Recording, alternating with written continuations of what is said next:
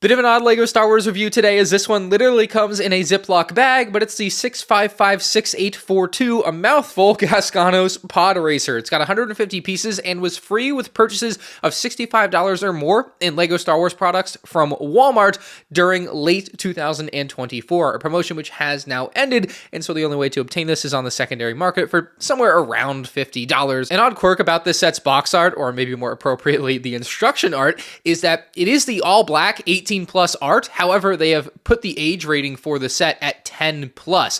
That is very abnormal for them to give all black art to a set that they haven't given the 18 plus age rating to. This is outrageous.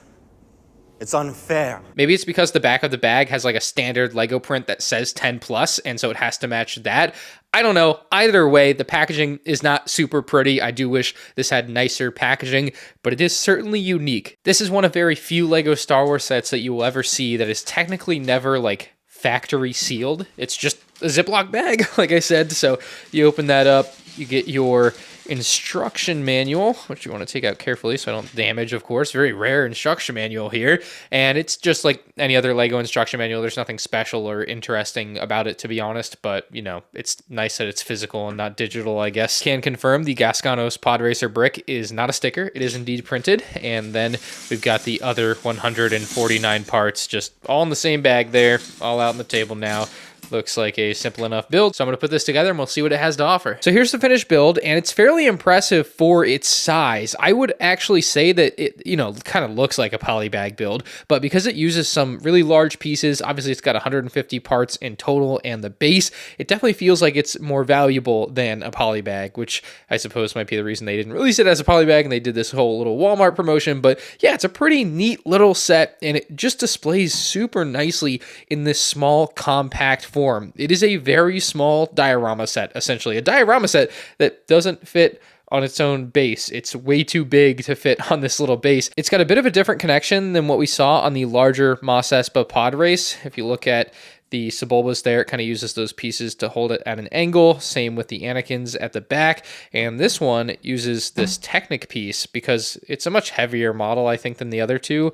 So it's actually held in a more secure way. We'll come back to Mos Espa, but the engine intake on this thing looks great. Got the black inside of the orange that looks super clean. Transitions nicely to the green and the red, then the grays for the engine. You've got the kind of electricity flowing between the two there with the pink translucent lightsaber bar piece, and then floating behind is the cockpit where GASGANO would sit, or maybe is sitting in that micro scale there, and it floats super nicely. The base is fairly simple. We'll just remove this again to show it off. It's just some sand, and yeah, it is that simple. You know, there's nothing special going on there other than this printed brick. This is printed on a 2x10 brick, and it's pretty clean looking, and it's kind of shocking that it is printed for a giveaway set. You would think they would really cheap out here and put a sticker, but yeah, I mean, that's very clearly pad printed. Looks great. Now, I want to give you guys a bit of an unexpected side-by-side. We've got the 2024 GASGANO'S PODRACER, and we've got the 1999 GASGANO'S PODRACER from the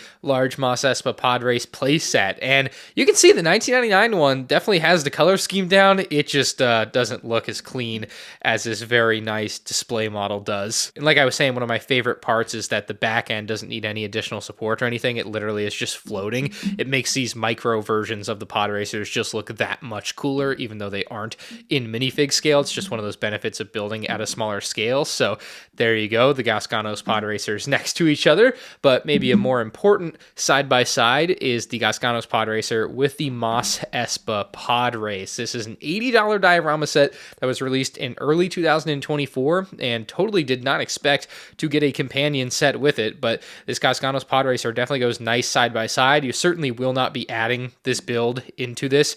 Maybe if you bought a second version of this set and expanded it, you could then add on GASGANO'S pod racer, which would be pretty cool to see someone go and do, but as the set comes, it's just not going to be an option. So my last note is that if you don't want to pay the full price for this GASGANO'S pod racer on eBay or whatnot, you can bricklink the parts together relatively easily. You just won't have the printed piece on the front, which I feel like most people could live without to save $20, $25, you know, but you can get that parted out, put together very easily, and then put it side by side again and save some money. But if you were going to spend the 40 or 50 bucks online, you know, you got to be a pretty hardcore collector to want to do that, but I don't think you'd be disappointed. This is like a really, really cool combo. So A for effort from Lego on this GASGANO'S Podracer. I mean, it's a pretty perfect little micro diorama set. I want to give it a 10 out of 10. Am I allowed to give it a 10 out of 10? There's nothing wrong with it. Let me know what you think about it in the comment section below. If you enjoyed this review, hit the like button, and you can check out more 2024 Lego Star Wars set reviews like this Mos Espa Podrace on the end screen now.